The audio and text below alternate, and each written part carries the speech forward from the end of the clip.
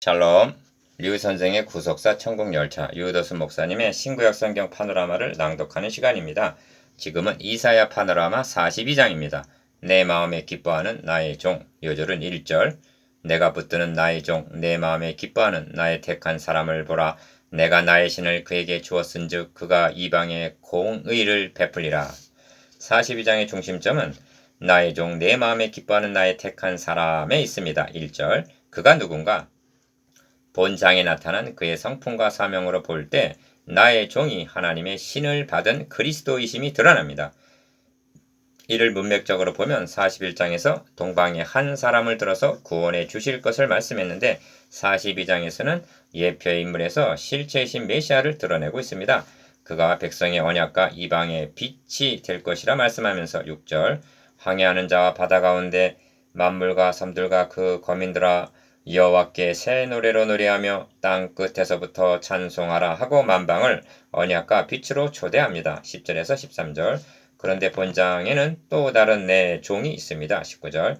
너희 귀머거리들아 들으라. 너희 소경들아 밝히 보라. 소경이 누구냐? 내 종이 아니냐 하고 18절 19절. 당대 종교 지도자들이 소경임을 말씀합니다. 지도자들이 소경이 되면 백성들도 소경이 되고 마는 것입니다. 16절. 그 결과는 이 백성이 도적 맞으며 탈취를 당하게 되었다고 말씀합니다. 22절. 내 마음에 기뻐하는 종은 소경된 자들의 눈을 밝히며 이방의 빛이 되기 위해서 보내심을 받는 것입니다. 이를 세 단원으로 나누어 상고하겠습니다. 첫째 단원 1절에서 8절. 백성의 언약과 이방의 빛이 될 메시아. 둘째 단원 9절에서 17절. 이방 족속들이 언약과 빛에 참여하게 됨. 셋째 단원 18절에서 25절. 귀머거리와 소경들인 지도자들. 첫째 단원 1절에서 8절. 백성의 언약과 이방의 빛이 될 그리스도. 나 여호와가 의로 너를 불렀은즉 내가 너의 손을 잡아 너를 보호하며 너를 세워 백성의 언약과 이방의 빛이 되게 하리니. 6절 1. 첫째 단원의 중심점은 나의 종의 성품과 사역을 말씀함에 있습니다. 기억. 나의 종 내 마음에 기뻐하는 나의 택한 사람이라고 말씀합니다. 1절 상반절. 이 말씀은 주님이 세례를 받으실 때 성령이 그 위에 임하며 이는 내 사랑하는 아들이요 내 기뻐하는 자라 하심으로 마태복음 3장 17절 그가 그리스도이심을 확증하는 말씀입니다. 주님은 이를 가리켜 인자는 아버지 하나님의 인치신 자니라 하십니다. 요한복음 6장 17절. 예수가 그리스도이심을 확증하는 인치심은 변화산상에서 이는 내 사랑하는 아들이요 내 기뻐하는 자니 너희는 저희 말을 들으라 하고 마태복음 17장 5절 재확인되었습니다. 니은 보라 나의 신을 그에게 주었은즉 합니다. 1절 하반절.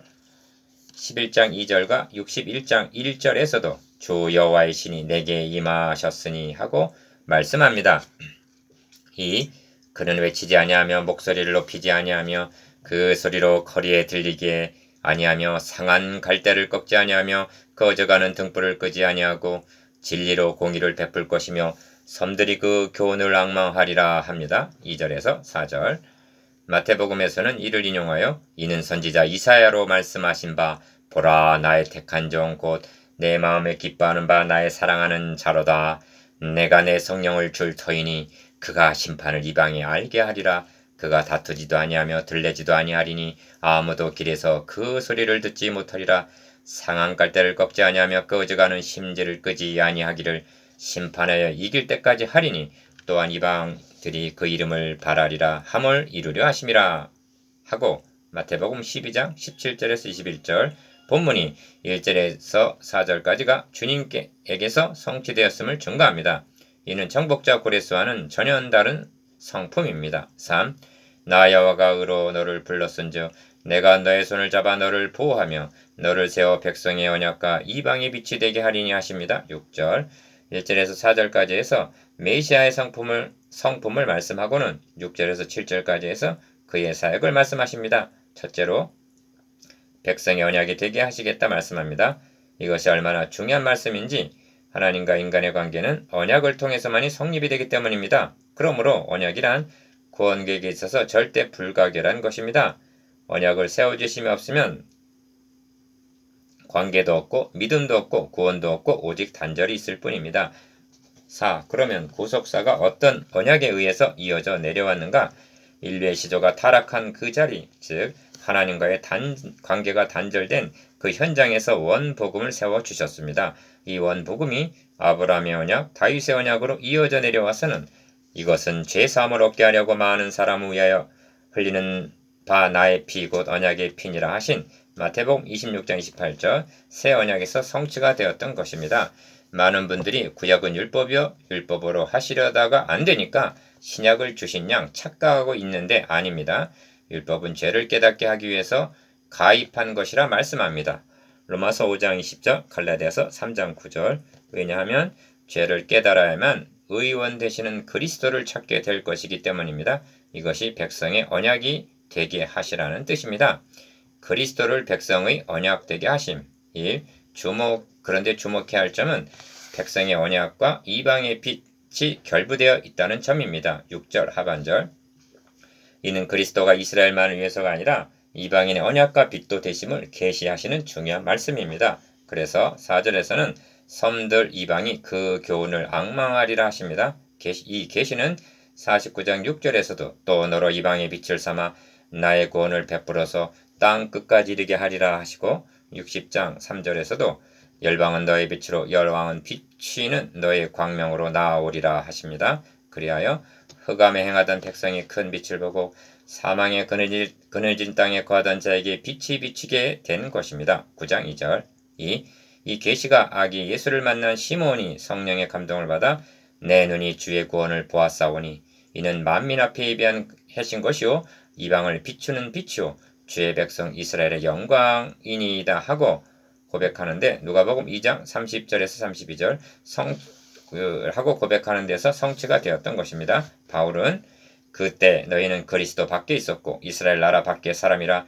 약속의 언약들에 대하여 외인이요 세상에서 소망이 없고 하나님도 없는 자이더니 합니다. 에베소서 2장 12절 그런 우리들에게 너를 세워 백성의 언약과 이방의 빛이 되게 해 주시겠다니 얼마나 기쁜 소식인가. 3. 너가 소경의 눈을 밝히며 갇힌 자를 옥에서 이끌어내며 흑암에 처한 자를 감방에서 나오게 하리라 하십니다. 7절 이는 그리스도의 사역이 포로된 자에게 자유를 갇힌 자에게 노임을 줄 것임을 말씀함인데 바벨론 포로기한을 가리키는 것이 아닙니다. 이 말씀이 백성의 언약과 이방의 빛과 6절 결부되어 있음을 유념하시기를 바랍니다. 49장 6절을 보십시오. 이스라엘 중 보존된 자 남은 자를 돌아오게 할 것은 경한 일이라.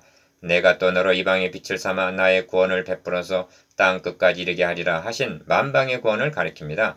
이에 대한 좋은 해설이 시편에 있습니다. 사람이 흑암과 사망의 그늘에 앉으며 곤고와 쇠사슬에 매임은 하나님의 말씀을 거역하며 지존자의 뜻을 멸시함이라. 그러므로 수고로 저희 마음을 낮추셨으니 저희가 엎드려져도 돕는 자가 없었도다. 이에 저희가 그 근심 중에 여호와께 부르짖음에 그 고통에서 구원하시되 흑암과 사망의 그늘에서 인도하여 내시고 그 얼근 줄을 끊으셨도다. 여호와의 인자하신가 인생에게 행하신 기이한 일을 인하여 그를 찬송할지로다.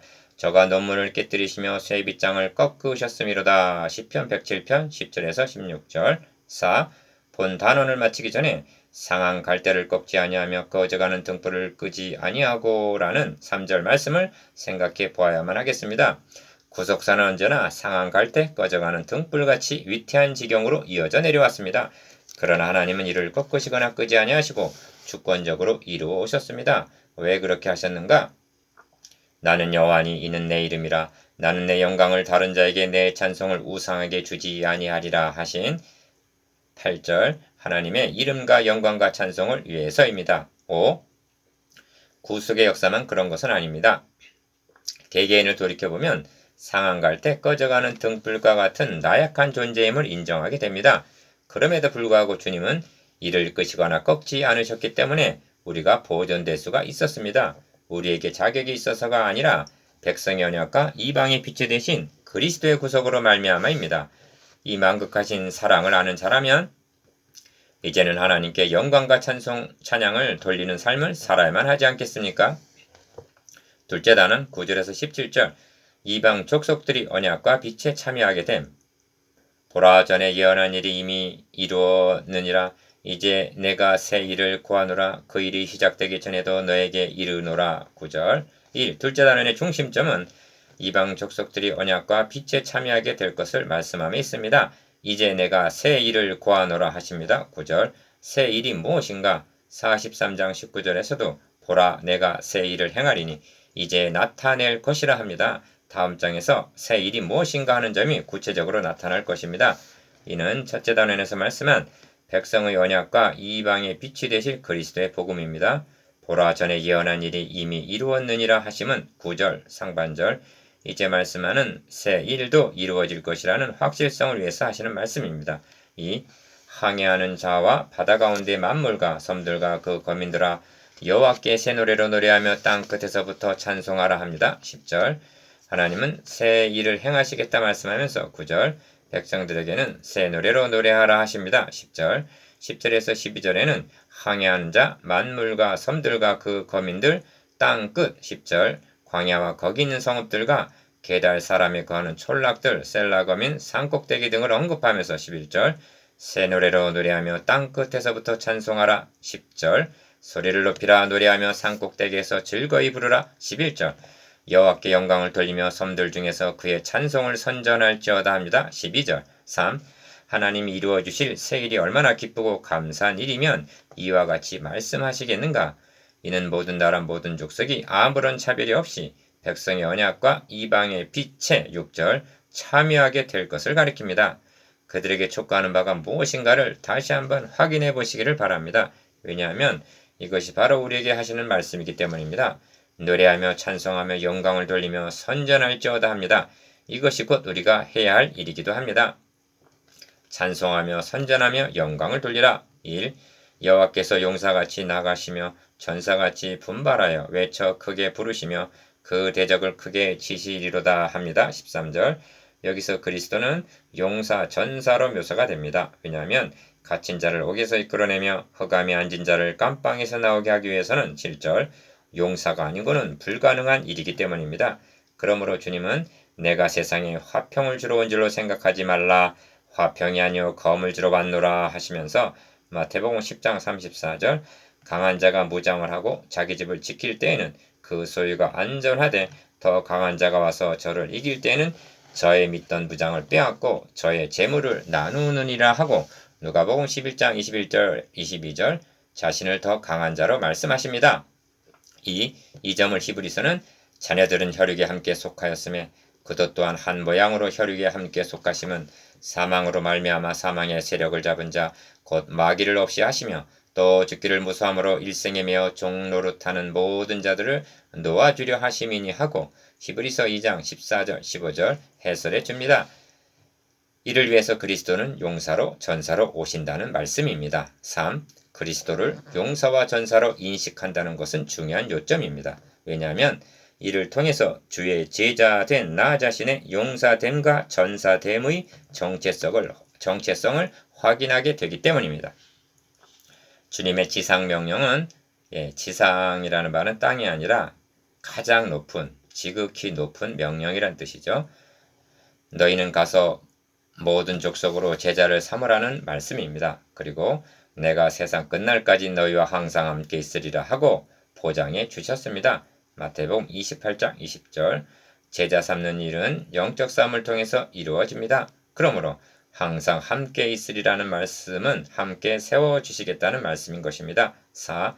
저희가 어린 양으로 더불어 싸우려니와 어린 양은 만주의 주시오 만왕의 왕이심으로 저희를 이기실 터이요 또 그와 함께 있는 자들 곧 부르심을 잊고 빼내심을 얻고 진실한 자들은 이기리로다 합니다. 계시록 17장 14절 주님은 교회를 향해서 이기는 자와 끝까지 내 일을 지키는 그에게 만국을 다스리는 권세를 주리니 그가 철장을 가지고 저희를 다스려 질그를 깨뜨리는 것과 같이 하리라. 나도 내 아버지께 받은 것이 그러하니라 하십니다. 계시록 2장 26절 27절 이보다 더 큰 용사와 전사는 달리는 없습니다.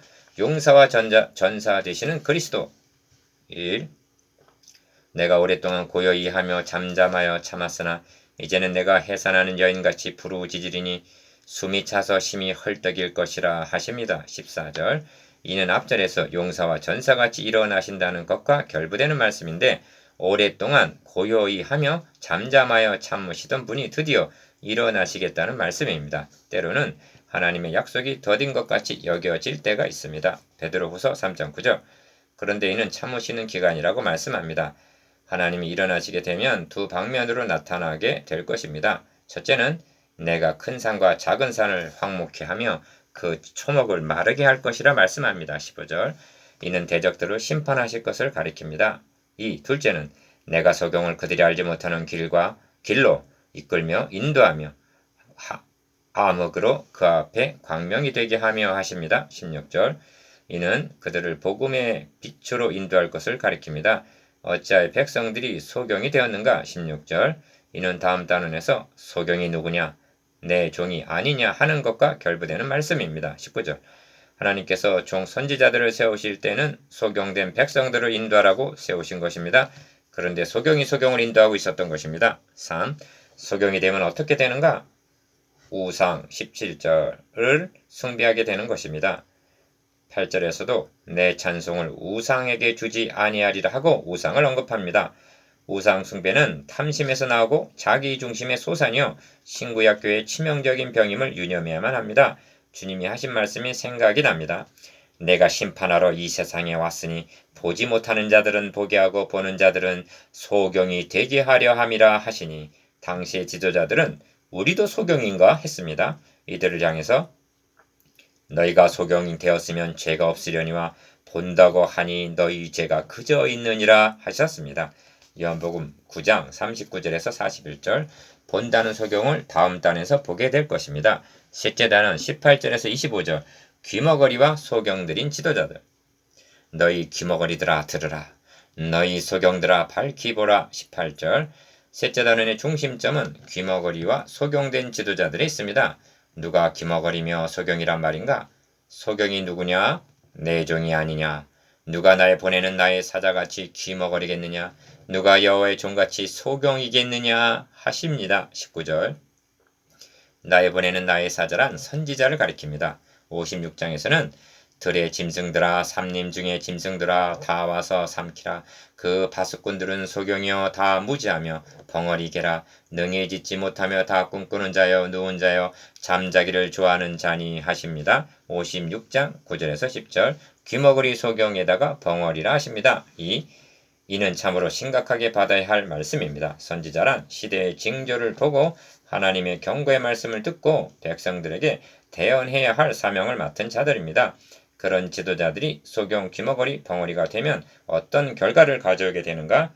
이 백성이 도적 맞으며 탈취를 당하며 다 굴속에 잡히며 오기에 갇히도다. 22절. 즉 백성들은 바벨론이란 도적에게 붙임바 되고 탈취를 당하게 되는 결과를 가져온다는 것입니다. 3. 그런데 이 기록된 이사야서를 가지고 안식일마다 가르치던 제사장, 서기관, 장로, 바리새인들에 의하여 그리스도가 배척을 당하였다는 것은 무엇을 말씀해주고 있는가? 바로 그들도 영적으로 귀머거리, 소경, 벙어리였다는 증거입니다. 그래서 주님은 지도자들을 책망하시는 마태복음 23장에서 5번이나 소경된 인도자여 하고 책망하십니다. 그렇다면 이 책망이 현대교회 지도자들과는 상관이 없는 말씀이란 말인가? 백성을 도적 맞게 한 지도자들. 1. 여호와께서 자기의 의로우심을 인하여 기쁨으로 그 교훈을 크게 하며 존귀케 하려 하셨으나 합니다. 21절. 교훈을 크게 하며 존귀케 하려 하셨다는 뜻이 무엇인가? 이방인들이 하나님의 백성들을 보고는 이 큰 나라 사람 과연 지혜와 지식이 있는 백성이로다. 신명기 4장 6절. 즉 하나님의 백성들은 과연 다르구나 하는 말을 듣게 되기를 기대하신다는 것입니다. 그런데 도리어 이 백성이 도적 맞으며 탈취를 당하며 다 굴속에 잡히며 오기에 갇히도다.